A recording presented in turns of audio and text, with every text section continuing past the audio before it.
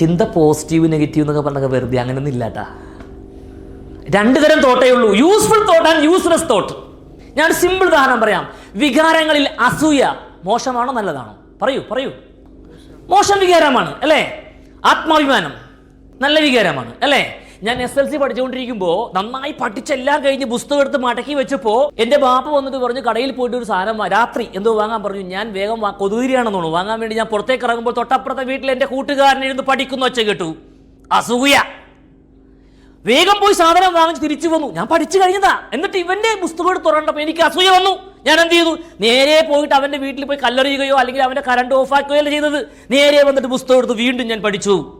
പറയൂ, അസൂയ നല്ലതാണോ മോശമാണോ? അസൂയ നല്ലതാണ്. അപ്പോൾ ഞാൻ പറയുന്നത് മോശം വികാരം നല്ല വികാരം എന്നൊന്നിന് പകരം യൂസ്ഫുൾ ആണോ യൂസ്ലെസ് ആണോ? അസൂയ വന്നു, അതെനിക്ക് യൂസ്ഫുൾ ആണോ എങ്കിൽ ടേക്ക് ഇറ്റ്.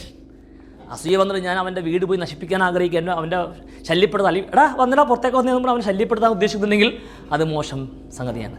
സോ ഇനി എന്തെടുക്കുമ്പോഴും തീരുമാനം എടുക്കാൻ എളുപ്പമാണ്. Is it useful or useless? വേറൊന്നും ആലോചിക്കണ്ട.